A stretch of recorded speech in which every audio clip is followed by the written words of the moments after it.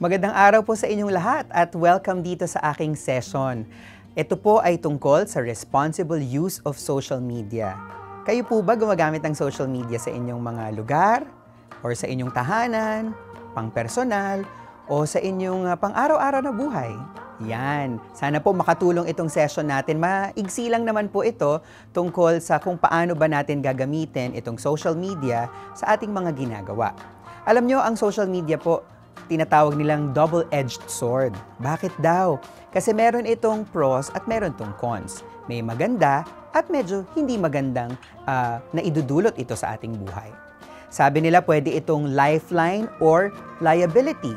Sa panahon po ng disasters, kagaya ngayon, ang daming mga nararanasan natin dito sa Pilipinas, ulan, bagyo, baha, kahit pa po lindol, no? Ang social media nakakatulong sa atin para makakuha ng mga real-time updates tungkol sa mga nangyayari o mga kaganapan sa ating buhay. It can also provide us real-time rescue. Ibig sabihin, kapag kailangan na po natin ng tulong or ng paglikas, sa social media po natin yun madalas na ipapadala, hindi ho ba? Gayun din, yung pagpapadala ng mga relief goods o ng tulong dumarating sa atin kasi naipopost po natin ito sa social media, hindi ho ba? Pwedeng may litrato, may video. Kaya naman pag nakita na ito ng mga tao sa paligid natin o sa mga kalapit na lugar, pwede po silang magpadala sa atin ng tulong. Pero ang problema po, ang social media rin ang nagiging dahilan sa ating mga pagkakawatak-watak dahil sa iba't ibang impormasyon na ating nasasagap. Sabi nga nila, ang social media raw nagsispread ng mga maling balita. Diyan din po kayo marahil nakakaranas ng mga scam. Na-scam na po ba kayo? Nako, sana hindi pa. At syempre, yung ilan pa po dyan ay yung hate speech, no?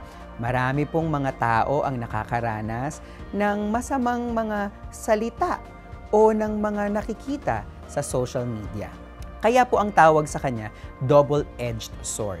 Now, gusto ko po ibahagi sa inyo yung ICT for Development or Information and Communications Technology for Development at social media. Alam niyo po, nakakatulong itong mga teknolohiyang ito para maikonekta tayo sa isa't isa, no? Yung mundo natin at yung mundo ng iba sa paligid natin o sa ibang lugar, sa ibang bansa, nagkakakonekta po tayo. It connects rural and urban communities, ika nga. Ibig sabihin, yung mga nangyayari doon sa malalayong lugar, pwede po nating malaman sa pamamagitan ng social media. And it also gives voice to the marginalized. Yun pong mga hindi nararating ng mga mainstream media, dahil sa social media, naririnig na po natin sila. Marami po sa inyo, no? May mga accounts, di ho ba? Galing kayo sa malayong lugar.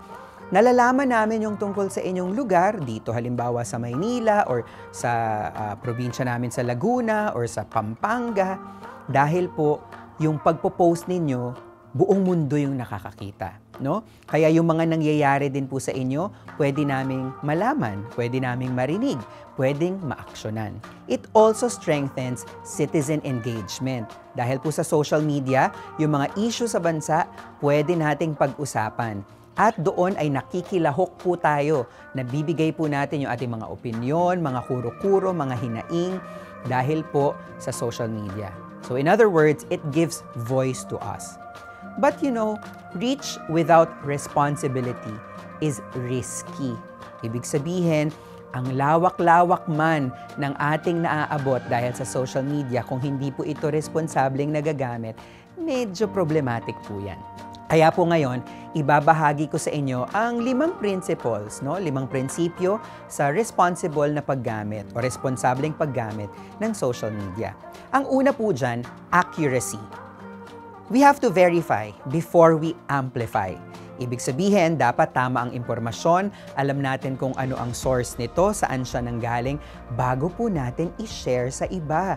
Kasi kapag shinare na po natin yan, marami na po ang nakakakita niyan. Sabi nga natin kanina, worldwide, ika nga, ang naaabot ng ating mga post. Pangalawang prinsipyo, respeto, respect. We have to practice digital etiquette. Ako po ang pamantayan ko dyan, kung hindi mo kayang sabihin ng harap-harapan sa isang tao yung ipopost mo, huwag mo pong ipopost. Kasi lumalakas lang ang loob natin kasi nakatago tayo sa likod ng mga screens. So dapat palaging may respeto sa kapwa at respeto rin sa sarili. The third principle is accountability, no?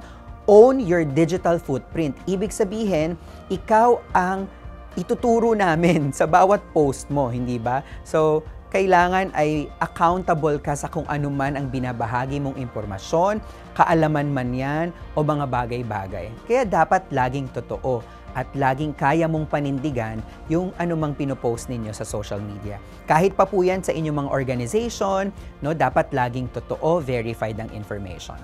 The next one is privacy and safety. We all have to protect our data and security. Alam nyo po, sa social media, may forever. Ibig sabihin, anumang i-post nyo dyan, forever na po yung nandyan. Hindi na po natin yan mabubura. Kahit paburahin natin yan sa atin mismong account, na i-download na po yan sa iba't ibang servers, o kaya yung mga taong maaaring gamitin itong pinost natin laban sa atin, na screenshot na nila yan. Kaya we have to be very, very careful. And the fifth principle is critical thinking.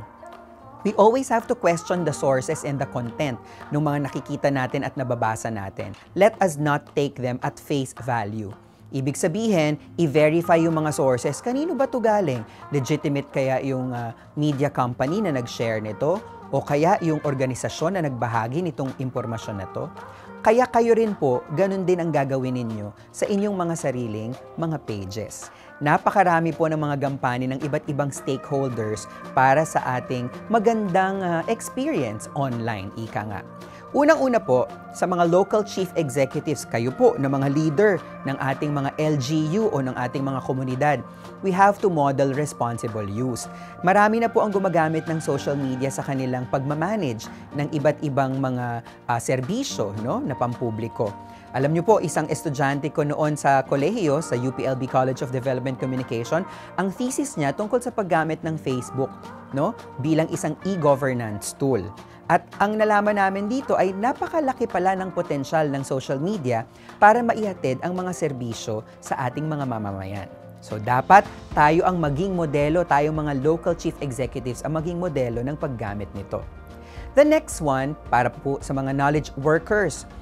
Alam niyo po, ang laki ng potensyal ng social media para ma-share yung mga evidence-based information. Yun po mga research ninyo o yung mga nalalaman po ninyo na sa tingin ninyo pwedeng maibahagi sa ibang tao, ibahagi po natin yan sa pamamagitan ng social media.